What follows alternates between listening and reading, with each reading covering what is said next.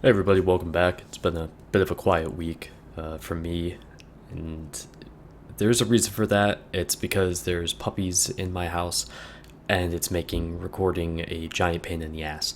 So sorry about that, but I think I've got like maybe a half hour to an hour to hopefully get some videos out of the way, but I've had to put a lot of that on the side at the moment. But anyways, doing the video on the Pensacola today. Haven't really been looking forward to this because it's really hard to get footage for this, and it's a solid ship, but I tend to play it more in a support role, so there's not really much in the way that's interesting when I'm playing it. If I get more aggressive, and you'll see those clips here, of course, it's a great ship, great cannons. The main thing is that the AA guns are awesome, really great tier 7 AA capabilities. You're looking at the stock hull, of course, and it's not that bad actually in that respect, but the big thing is when you upgrade the FCS, you get that huge plus with the range. You have, I mean, it's only up to 15.7, but man, does that make a difference for this ship. You really can't engage much of anything without that FCS upgrade. I would almost recommend that first. Actually, I think I would, since I think it's a 19,000 XP for the hull, something like that. You'll see the upgrade here with the hull on the AA guns does considerably improve things for your AA bubble. So that's a big plus, and you'll notice that you can, I wouldn't say defend against tier 8 attacks, but you'll fare a hell of a lot better with that than you would if you just if you go up against like a Shokaku or something. You're obviously better off with the upgraded hull. You do get the benefit of also having your 4 double turrets turn into 2 doubles and 2 triples, so you get a couple extra cannons there. Triple turret front and back. The big thing with the turret upgrade is that you have a reduced 180-degree turn time, so it goes from 45 seconds down to 80, or I'm sorry, not to 80 seconds, to 30 seconds. That would be terrible if it went up to 80. But the penetration on the upgraded turrets is awesome. Like, you can Citadel battleships equal tier, and I've done it with this. I've done it against, I'm pretty sure I've done it against the Namagi as well, but that's battle cruiser, so I guess that's not really technically the same thing. But for the second slot, the important part being obviously you have the usual stuff here, but the second slot, I've got the AA upgrade. The third slot, you could do whatever you want because you're going to be running away like you are a Japanese cruiser, and that's actually kind of my playstyle with this because it's such a sensitive ship. You really, at tier 7, you get into some serious crap a lot more often, and I think it's kind of one of those things where there's less disparity between the two nations, at least at the current time. Aside from the AA, they're pretty much going to be played the same. Taking a look at my captain skills, got the usual. I actually don't know why I have vigilance on this now that I look at that. I did want to mention that it's a really good idea to run Detonation flag on this because it's highly susceptible to being one shot. So taking a look at some gameplay now, we have you get to see the real capabilities of the 203mm cannons. I really like the Japanese 203s, and they have like 5 ships with the same exact cannons. But the American 203s are really good too. They shouldn't be underestimated, especially as far as like cruiser to cruiser combat. I think these do a great job, actually. It just kind of sucks that with something like the Pensacola, which seems really easy to hit, that you you can't really get into combat in the thick of things quite the same way. But you could do something like this. Nice. Where you kind of stay on the outskirts, you kind of, you know, joust back and forth a little bit, not too far forward, not too far back. You know, just the type of playstyle that always has you moving and anticipating, you know, where your next shot is. And like right now, the only reason I'm taking it easy as far as my maneuvering is because I know I'm not the target right now. If there were any shots coming in at me, I would be shaking the ship's ass like crazy. And as far as the upgrades, the modules are concerned, I do have the reduced fire chance, flooding chance on this.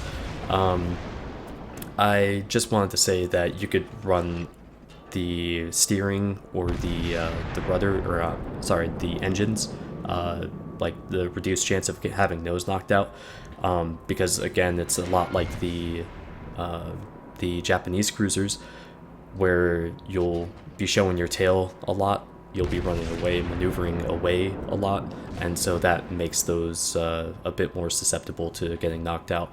I mean, I think I had like a 5 or 6 game stretch where like that happened once or twice a game, and then I literally haven't had anything happen in like 15 games. But I mean, it's just, you know, that's RNG for you, right? But anyways, so we're on Two Brothers here, and Jason and I are trading the devastating strikes back and forth against this enemy team here. It actually worked out pretty well for the most part up until he started getting torqued towards the end here. And here's another good example of what these cannons can do. Switch over to AP. I know there's a destroyer right over here, and that's what I'm saying in chat. We got a turn. I kind of wish I said to the other way for Jason, though, because he gets a lot right here. But manage 5 citadels against the Aoba. So, I mean, that's really not that hard to do, but again, it's just one of those things where, you know, even without an accuracy upgrade, this actually has a pretty tight grouping. Switching over to fault line though now, starting off like most of my matches, because I actually end up on the right side here, closer to sea, more often than not. Just trying to get some experience points in the ship. I remember this particular match rather well, but yeah, what was it? I had a win for the ×2 the other day, and I was doing an escort duty, and I think with the XP flag, with the ×2 bonus, with the premium bonus as well, I ended up with like 3600 XP. It was terrible. And my average damage on this ship is really, really low. I mean, it's like what, 35,000 lower than the Miyoko was, something like that. And it's just, I don't get into combat very often with it, and unfortunately a lot of times when I do, you know, it only takes a couple hits, and it's just not that fast enough, not compared to the Miyoko especially, to be able to really get itself out of a lot of the situations that it can find itself in. But playing rather cautious here. I just kind of I don't know, I've been blindsided from the gap there in C in, you know, previous matches before. Not this ship, hopefully not anytime soon again. But either way, I just feel like it's a good idea to play things cautiously sometimes. This is such a DD-centric map, and especially this area too is just one of those things where it can be a good idea to play on the err on the side of caution, actually. But so things get going here pretty soon. We're gonna start pushing through C. Generally, what I I mean, I've mentioned this before in the Miyoko video. You know, the strengths obviously with that are the maneuverability, the speed. Has pretty good range too. I mean, so does this once you have the FCS upgrade. I mean, just under 16 kilometers is not bad. But when it comes to the strengths, I mean, I just think that the cannons, the AA, and that's it. I mean, you have some pretty good turret traverse speed as well, so I definitely think it gets the nod over the Miyoko in that respect. But when it comes to anything else, it never seems quite like it feels like it's always just missing something, like that little bit of extra range, maybe that little bit of extra power. Not in that situation, obviously, but like I said, you know, these cannons do hit pretty damn hard, and if you're going up against cruisers, actually it doesn't matter what tier, you can knock out Des Moines with this without much of an issue. The Baltimore, the Zao, those would be the hardest kills for this because of their armor, especially, I mean, the way they you know, their side armor is, it's actually feels more like you're shooting against the battleship, or at least it does to me. I really haven't played enough against them to make much more of an assessment other than that. But as I get up into the New Orleans, and I mean, even actually, I've played like 40 some matches in the Mogami, and I really haven't faced off against much other than Ibukis. There's a lot of those. It seems like a hell of a lot more of those than there are Baltimores. I'm guessing that a lot of people just free XP their way past the Baltimore, but I know that the Balti